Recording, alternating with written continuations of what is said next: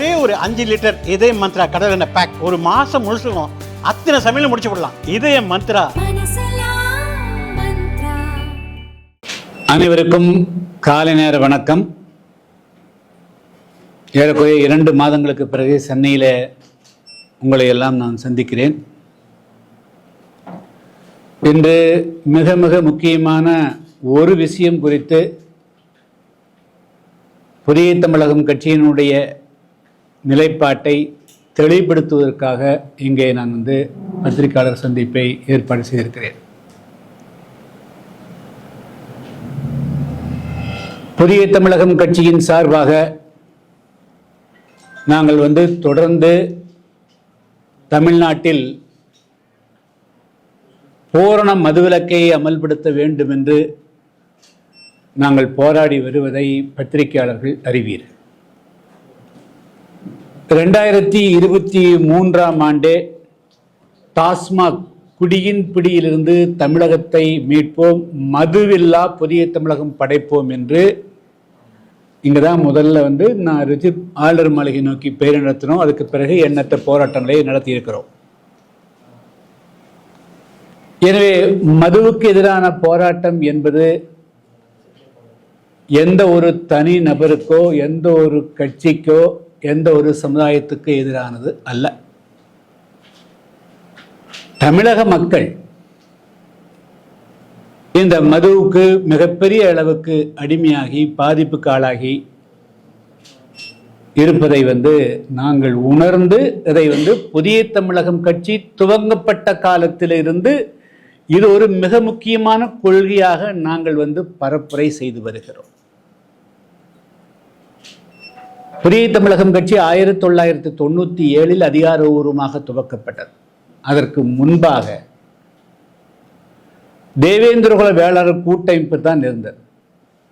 அப்பொழுதே கிராமந்தோறும் நாங்கள் செல்லுகின்ற பொழுது தென் மாவட்டங்கள், குறிப்பாக எங்களுடைய அரசியல் தளம் அதிகமாக தென் தமிழகத்தில் இருந்தது. அப்பொழுது நீங்கள் எல்லாம் மிகவும் இளம் வயதிலே இருக்கக்கூடியவர்கள், எல்லோருமே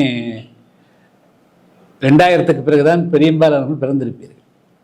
நாங்கள் 92, 93 காலகட்டங்களில் தென் தமிழகத்தில் பிரச்சாரம் செய்கின்ற பொழுது அப்பொழுது இருந்த நிலைமை என்று சொன்னால், கிராமந்தோறும் சாராயம் காய்ச்சக்கூடியது அது ஒரு மிகப்பெரிய குடிசை தொழில் போல் நடைபெற்று கொண்டிருந்தது.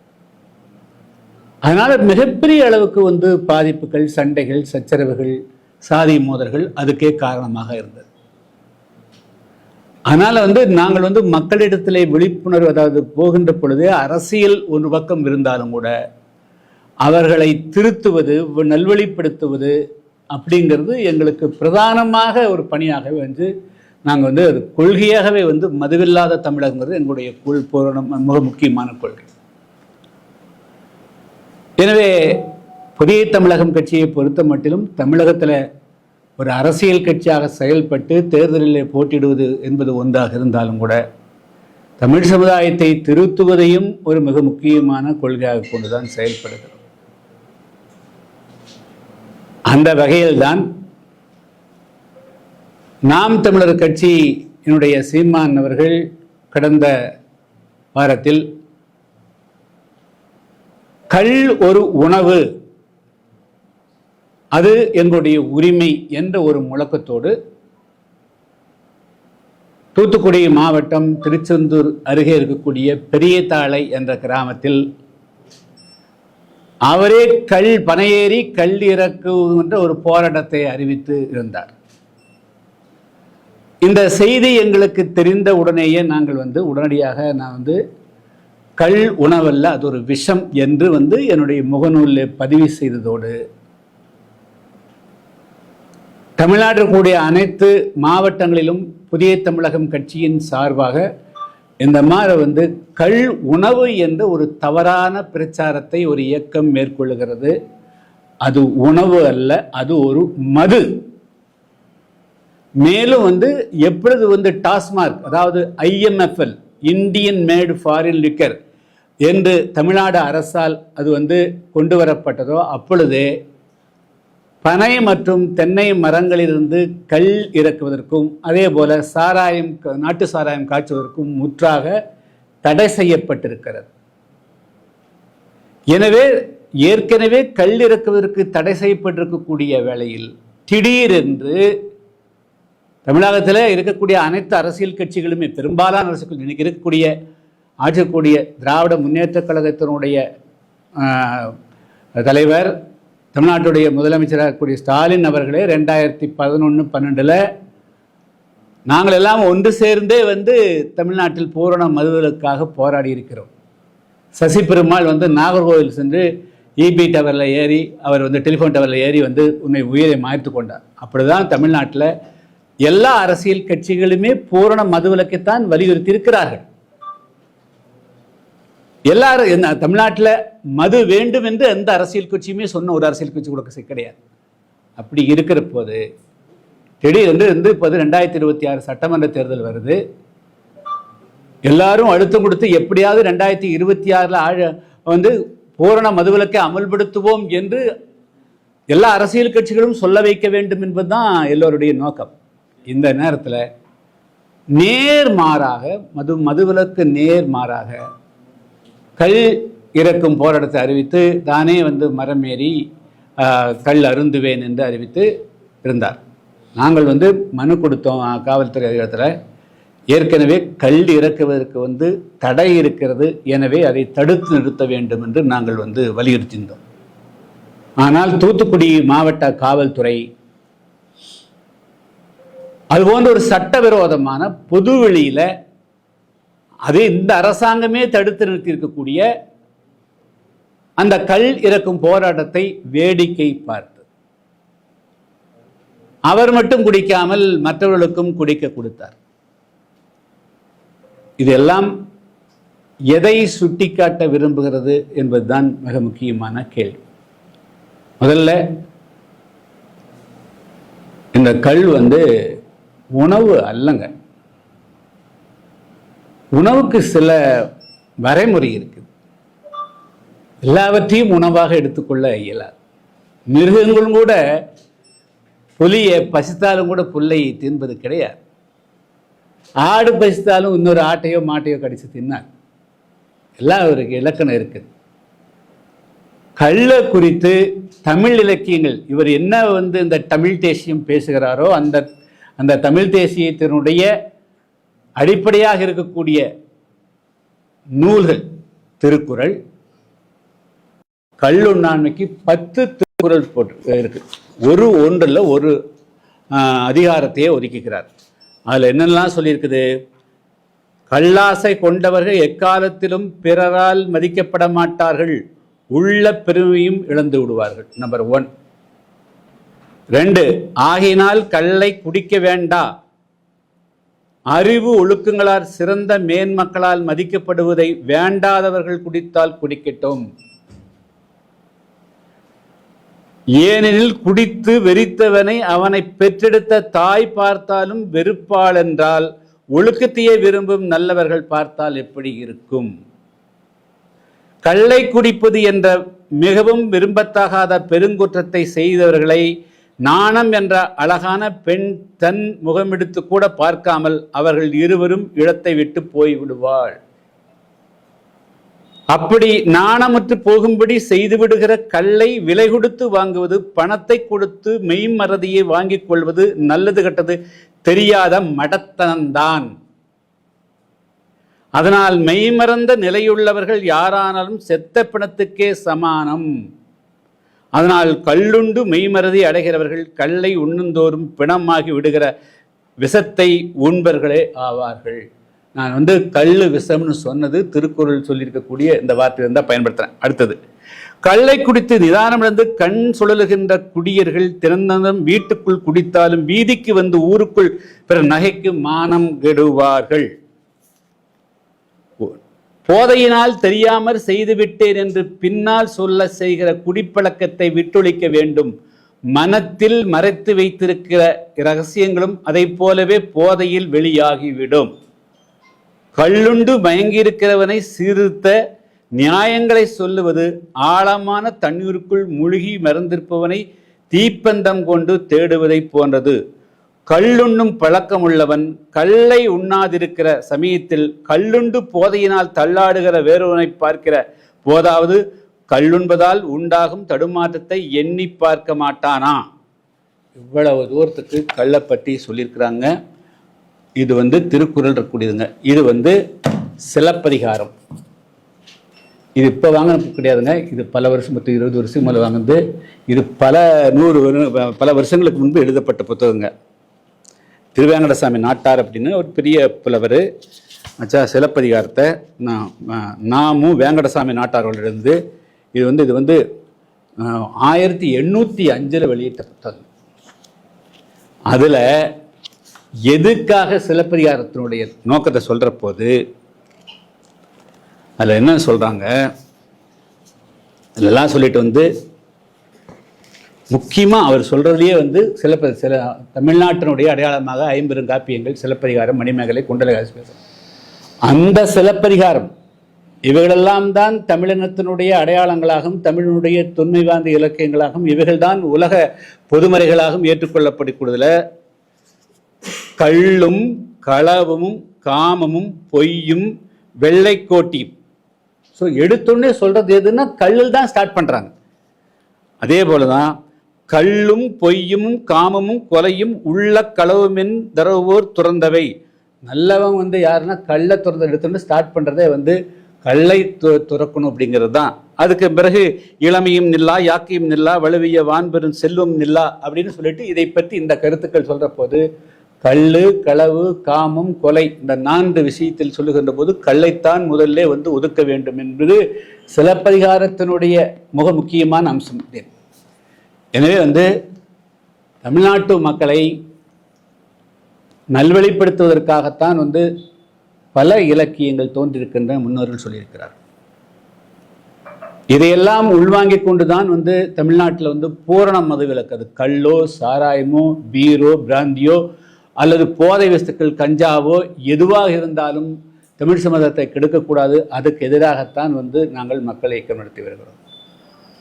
அதை விட இந்த கள்ள குறித்து மிக முக்கியமான இன்னொரு அம்சம், 1971 ஆண்டு, எத்தனை வருஷம் ஆச்சுன்னு பார்த்து முன்னையாளி 1971 1971 30 20 40 வயசுக்கு நான் முதல் முறையாக அன்று தமிழ்நாட்டில் ஏறக்குறைய 37 வருஷத்துக்கு பிறகு 1937 71 மீண்டும் வருது. இந்த கல்லு அப்போ முதல்ல கொண்டு வந்தோடனே சாராய தலைவருக்கு முதல்ல கல் கழுத்தை திறக்கிறாங்க. எந்த ஒரு மலிவான பொருளாக இருந்தாலும் அது சாதாரண ஏழை எளிய மக்களிடத்தில் போய் சேர்ந்துருங்க. எனக்கு கோயம்புத்தூர் மாவட்டங்கிறது உங்களுக்கு தெரியும். பல பேர் உடல் உழைப்பாளிகள், அடித்தளத்தில் இருக்கக்கூடியவர்கள் கணவனும் மனைவியுமாக சென்று கள்ளு குடிப்பதற்காக வேலைக்கு போக அங்கேயே படுத்துக்குவாங்க, வீட்டுக்கு கூட வரமாட்டாங்க.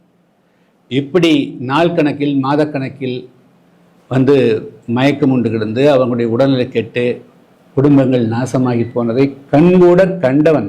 அது மட்டும் இல்லை, இன்னைக்கு இருக்கக்கூடிய இந்த தலித்து அப்படிங்கிற கம்யூனிட்டி இருக்கக்கூடிய தேவேந்திரர்களோட ஆதிராடு இந்த கம்யூனிட்டிலாம் தங்களுடைய சொந்த நிலங்களை கல்லுக்கும் எள்ளுருண்டைக்கும் தான் இழந்திருக்கிறார். கள்ள கொடுத்து மயக்கித்தான் கையெழுத்து வாங்கிக்கிறாங்க பல பேருடைய நிலங்களை. இந்த மக்கள் நிலமற்றவர்களாக போனதுக்கு காரணம், கூலிக்காரர்களாக போனதுக்கு காரணம், அவர்களை கள்ளை குடித்து அடிமைப்படுத்தி அதுக்கு பிறகுதான் அடிமைப்படுத்தப்பட்டிருக்காங்க. எனவே தமிழ்நாட்டில் எந்த காரணத்தை கொண்டும் எந்த சூழ்நிலையும் கள்ளை அனுமதிக்க முடியாது. அதுக்காக சாராயத்தை அனுப்பி வீர அனுப்பிலாம் கூறுது. கள்ளை அனுமதிக்க முடியாதுன்னு சொன்னால் மற்றதும் அதுக்குள் அது ஒரு குறியீடு, அவ்வளோதான், அனுமதிக்க முடியாது. இன்னைக்கு தேதி 19 இன்னைக்கு 19. இதே நாள் தான் கடந்த வருஷம் கள்ளக்குறிச்சியில் 69 பேர் கள்ளச்சாராயம் சார். அது ஏன் சொல்ல வரேன்னா, அரசாங்கத்தில் மது கொடுக்குறாங்க, அது 160 ரூபா அப்படின்னுக்காக 10 ரூபாய் பாக்கெட்டில் கொடுத்த உடனே மலிவு அப்படின்னுக்காக வாங்கி குடிச்சாங்க. அதானே நடந்தது. அப்போ மீண்டும் கல் வருகின்ற பொழுது மலிவு அப்படிங்கிறதுக்காக கல்லை மீண்டும் எல்லோரும் குடிப்பார்கள், ஆண் பெண்போடு குடிப்பார்கள். ஒழுக்கம், கலாச்சாரம் எல்லாமே கம்ப்ளீட்டாக நாசமாயிடும். அவங்களுடைய பொருளாதாரங்கிறது கம்ப்ளீட்டாக போயிடும். மேலும் அது உணவுக்கு உண்டான எந்த விதமான தன்மையோடு கிடையாது. நான் கேட்குறேன், இந்தியாவில் தமிழ்நாட்டில் எத்தனை மருத்துவர் இருக்கிறாங்க? யாராவது ஒரு மருத்துவர் வந்து கல்லு குடிங்க, இந்த வியாதிக்கு இது கல்லுன்னு தாங்க சொல்லியிருக்கிறாங்க.